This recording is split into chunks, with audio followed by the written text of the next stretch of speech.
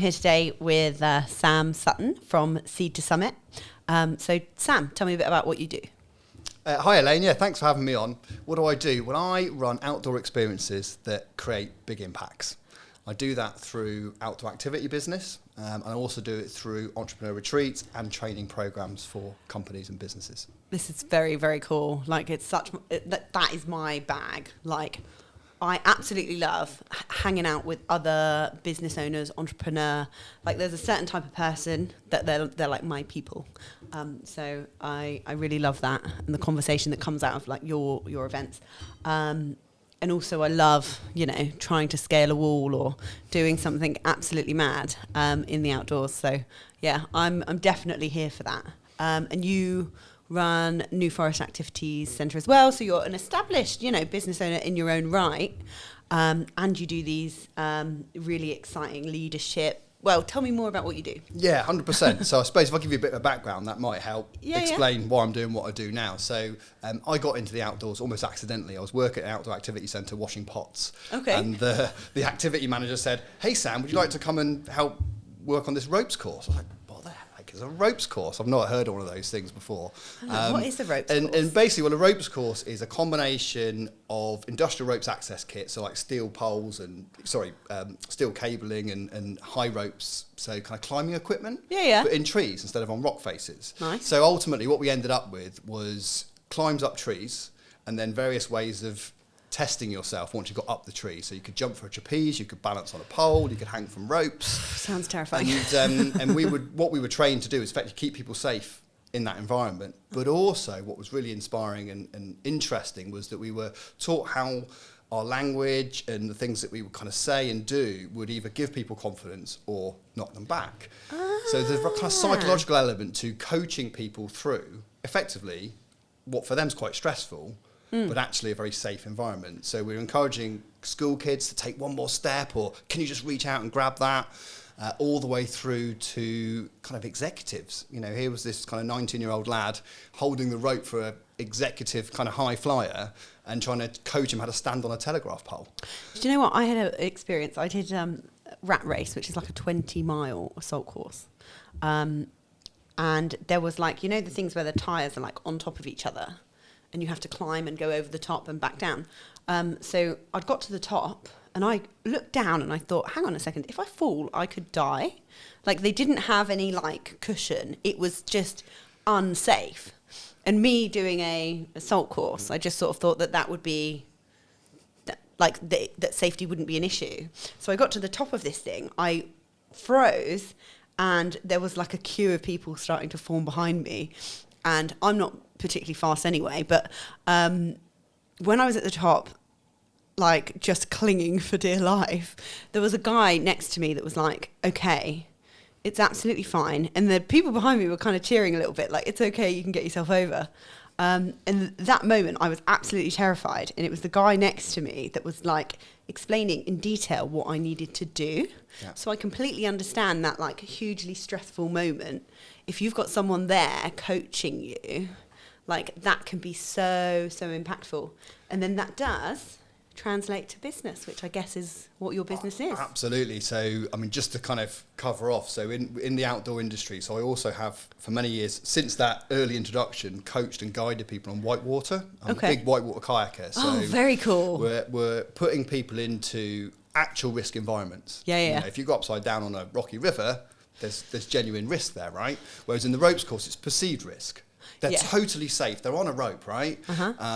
But they feel not safe because everything about heights is terrifying. Terrifying, absolutely. So you're coaching then for the psychological impact. I want to keep them safe psychologically so that they enjoy this experience and want to do it again. Whereas if you push yourself too far, there's a kind of model called comfort, stretch and panic. If you push people too far and they panic, then they're going to shrink in terms of their personal development.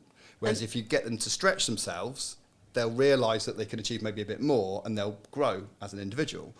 And so when you're in an actual risk environment like whitewater kayaking, you need to make the challenge harder So they practice hard skills in an easy environment so that when they go onto the harder, more dangerous environment, they don't freeze. Because people can freeze. And so I've been in both situations really where the risk is perceived, but then it's also actual. And our job is to coach, instruct and lead. It's a balancing act all the time, right? Yeah, and that translates so much into business and management.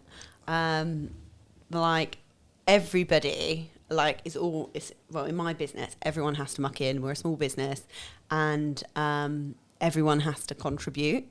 And so there are moments where people are pretty stressed because they're not pulling their weight or for whatever reason. And so actually having those skills is definitely a win.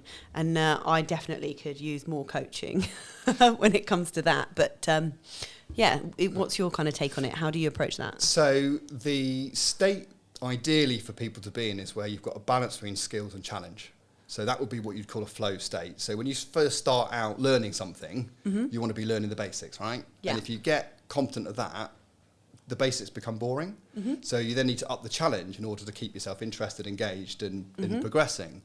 But if you suddenly give people expert level skills straight away, they'll panic and freeze and not engage. So really the job of a coach or a leader is to do everything they can to balance the environment with the skill set or the challenge with the skill set of the person. Because you want people to be inspired and grow and develop.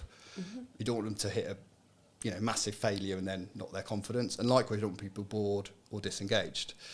So whilst this is true in an adventure situation or any athletic endeavour, it's also true in business. It's also true in areas of our life, really.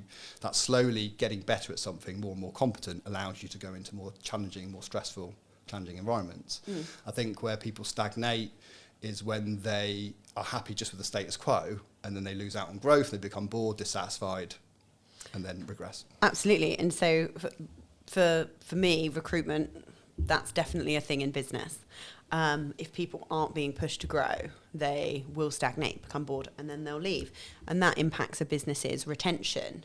I work within the aerospace industry all around the world, but business is ultimately business. And so what you do translates to that industry.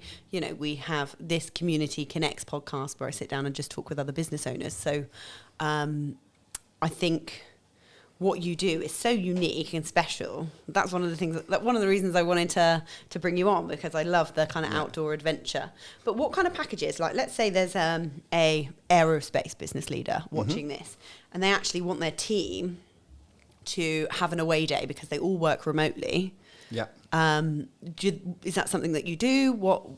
Tell us more. Yeah, that's really interesting. So we've been, ever since we founded our business, we've been working in what we call the team building sector. And team building means different things to different people. The term is often overused. So it could be anything from a social event, a bit like a summer Christmas party. What's the point of doing this thing? Well, we want to bond, we want to have some fun, but there's no specific business ROI. There's no real kind of, there's no problem really being fixed other than having some fun together. And likewise, team building also at times describes development training, quite intense, working together, solving a problem, building communication, building trust. They're all very soft, aren't they? So if someone's like, what's the ROI on that? It's probably quite significant in terms of retention if you do a certain number of team building days per year, your retention rates go down by X, Y, and Z. Maybe we'll put some links in the article. Yeah. So most of what we do tends to be the kind of fun, one-off interactions, and that's historically been really good. We're very good at it. But I get so you're just great at creating fun for businesses. Oh, absolutely, yeah. I mean, that's a big thing of what we do. But based on what we've been talking about so far, actually my real passion is in personal growth, team growth, business development. And that really comes with clients that are prepared to go through an onboarding process. So we really want to get under the skin of challenges within their businesses, issues within their teams, that if fixed will have a significant benefit on the back end. So that onboarding process, then the delivery of the event, and then the integration post-event is, I believe, a really important thing when it comes to getting a return on investment.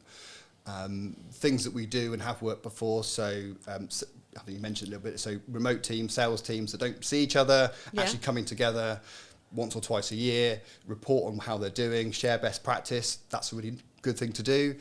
We do stuff with graduate induction programs, apprentice training courses and apprentice programs. Oh, okay, nice. We've got some contracts to do some leadership development work, so people that are kind of moving up from kind of lower roles in a business into kind of middle management roles. So we're trying to teach them coaching skills, leadership skills, stuff that, you know, if you've never been in that role before, it's a new skill set. You can't just take someone that's a high performer in one area and plot them in another, you know, management role and say, expect them to be high performers. And that sometimes can be a bit of a disaster because they're really good at what they do, but they're not very good at leading people or haven't got the experience of leading people.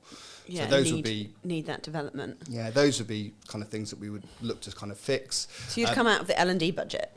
Yeah, that is a really good point. So team building, is it coming out of your entertainment budget or is it coming out of your leadership and development budget? Definitely L&D, I would say, for many, many reasons.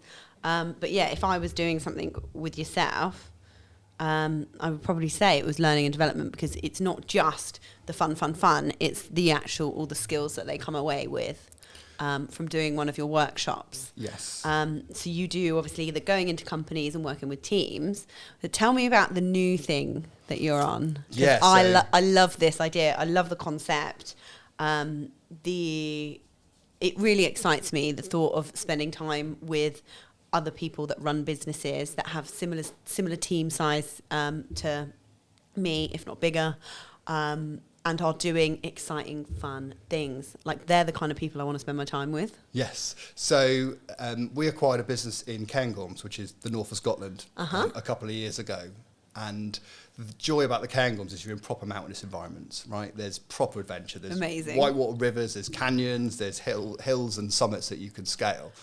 And what I want to do is provide a kind of adventure experience for entrepreneurs, people that lead teams. So there's a leadership. So it's not the business, it's the business's leader. You're throwing them all together to... That's it, yeah. So they're kind of like-minded individuals. They understand the power of nature. They understand the power of doing things in nature and spending energy out there for mental and physical health. But they also want to connect with like-minded business owners, and they also want to work on themselves. You know, that kind of time out of the business often gives you the space to have insights and kind of things that you wouldn't have got when you're stuck in the day-to-day. Oh, absolutely. So we've got an event where we've hired a big house in Scotland, and these people can come together and enjoy a week of adventure and basically business growth and personal growth all together. That is amazing. I'll put a link and some stuff in the comments so that people can learn a bit more about that. If you're a business owner out there and you want to get away for a bit of adventure, then definitely take a look, because for me, I saw it and I instantly was like, let's talk about this. Let's come on to the podcast and we'll have a chat. And for me, that's like a perfect week away.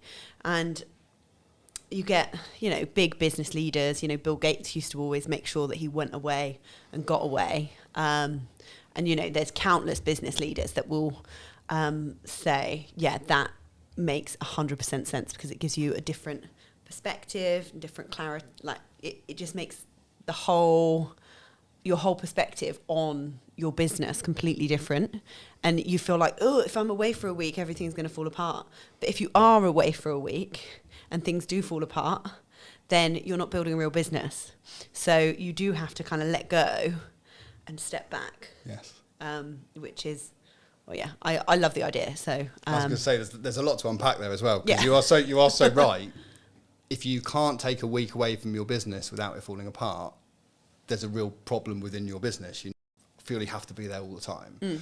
And the other thing that's really interesting as well is, certainly for myself, the moments of clarity in my life where I've had inspiration and insight hasn't been when I've been trying to have them. It's been when I've been in the shower or out for a long walk or doing something totally detached from the business. It's when you kind of, your unconscious just goes, hey, there's the solution, or there's an idea. And it comes to you. And I think if you all sat around the table now and said, let's try and crack this problem, you're trying to force something and it doesn't happen. So how can you create a kind of culture and a space where that insight flows? That's really the question that's I'm really kind of asking, So how many people are you having on this trip? About 8. So there's literally only 8 spaces. Yeah, so it's very...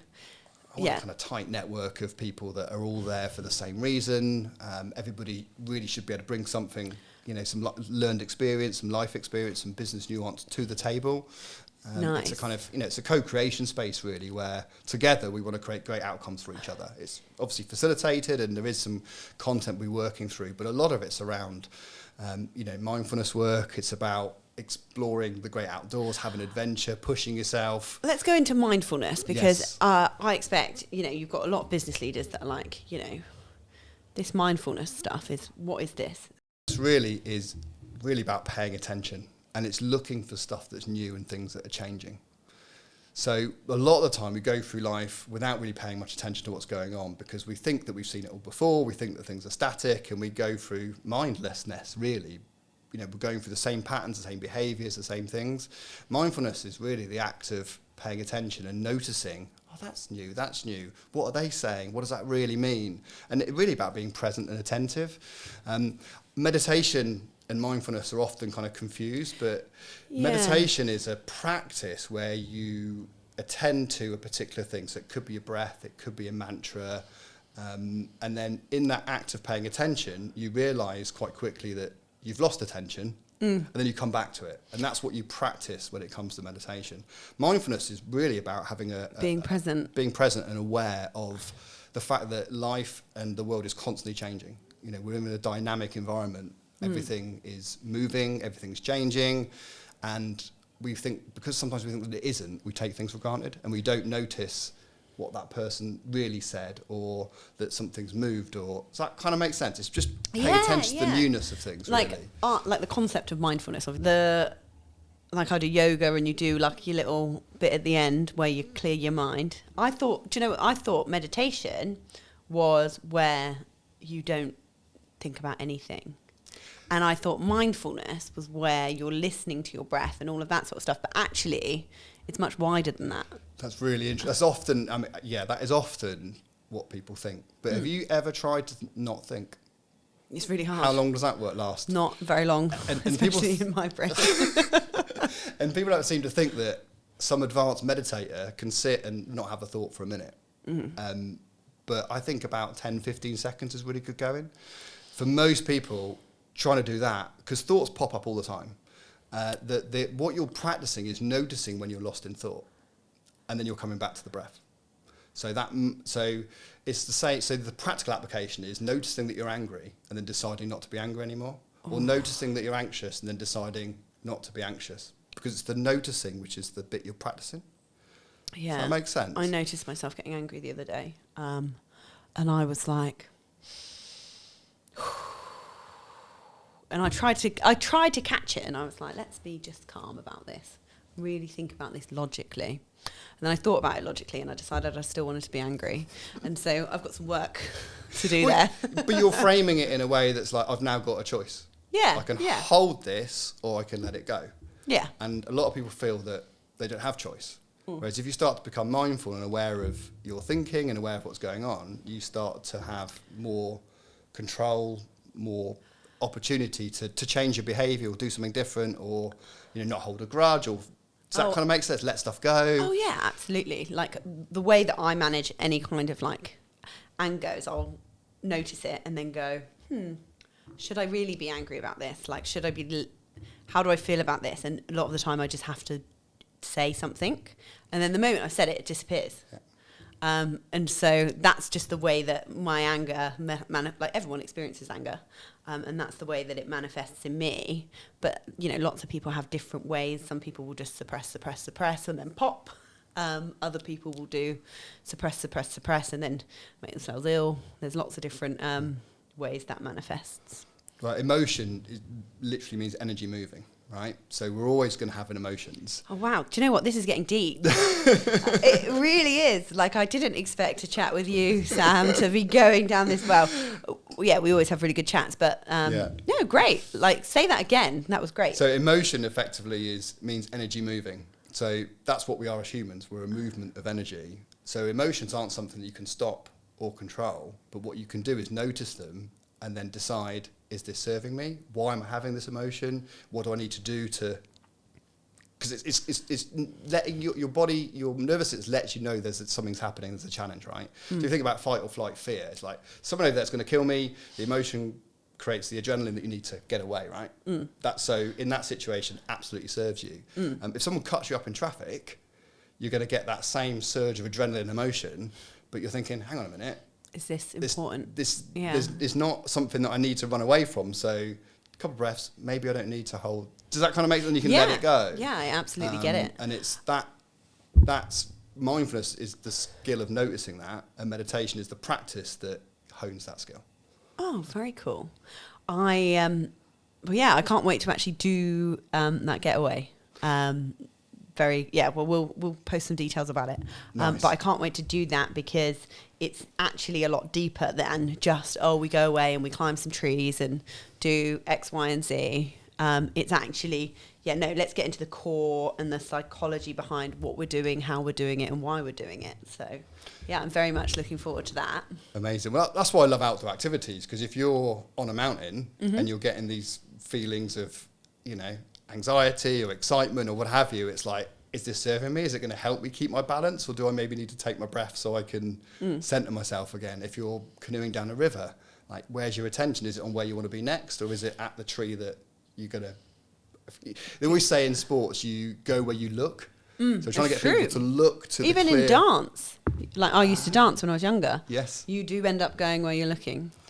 Make sure. And there's metaphors there. Whatever you focus your attention on, magnify. So if people are kayaking or canoeing down a river, you get them to look to the clear water. But actually, when we look at the rock, hit the rock. Yeah, stop looking at the rock. Because you pay attention to where you want to go next. And I think that's often, think about that in business as well. Such a metaphor. This is. In business, where you go, you're looking for the challenges, or you're looking for the clear water, you're looking for the opportunities, you're looking for the route down the river. And that's the relationship between the outdoor adventure that we do and relating it back to people's personal lives or their business. That's why I love it's the metaphors, it's the thing that... I love a good metaphor. learning. Have you got any more? I mean, you're full of them. Seed to Summit is the name of the business. So, in terms of that brand, it's about planting seeds of possibility and then guiding people towards the summit of that expression, really. That's the kind of... There's a lot of metaphor wrapped up in there. Yeah, right. So tell me more about... we'll talk a little bit more about this getaway, right? So yes. What do you get? So we have this is a fairly expensive getaway, but it's a very exclusive getaway. Yes. And so if I'm giving you my money, what do I get from a business perspective? And, as a business owner, it makes more sense for me to spend my money in my business than taking it out of my business and paying, all of the taxes on it. So if there's something I can get enjoyment from whilst it being for business purposes, tell me more about what's included. Yeah, lovely. So you're basically getting a week away from your business. Okay. You're going to be well looked after. So we've got a private chef that's going to do all the catering, make sure that the food is beautiful and always on time. You're going to be in a... Is that all your meals? Effectively, yeah, from the Monday evening through to the Friday morning. What if you're a snacker? We provide some snacks as well. Okay, but if super. you want, I'm a real foodie. And you'll get what you need. But obviously, people can add bolt-ons to that, and they can bring their own alcohol. Though we're not providing that as part of it. There'll be drinks, but it's we can't cater for everybody's taste all of the time for that kind of thing. But effectively, you'll be catered for. It's a private mansion that we've kind of hired out. So single rooms for everybody, and then there's a lovely hall that we can use for our training area, which is kind of adjacent to it. It's in the Highlands of Scotland, so you're going to walk out the door to beautiful scenery, rivers running through, private estate, so we're going to be kind of all alone. And so it's a private estate, a private chef. What else? And then there's 3 big days of adventure, Tuesday, Wednesday and Thursday. Nice. So we're going to be canoeing on rivers, we're going to be climbing mountains, we're going to be exploring the local area and getting to grips with some of the things that the locals do, understand a little bit about how to run an estate of Scotland and the involvement of that. So, it's a real kind of cultural immersion as well as an active immersion. There's a degree of physicality to it. We are going to climb a mountain, but it's not, anybody with a good level of fitness is going to enjoy themselves. Yeah, nice. And so where does the coaching come in?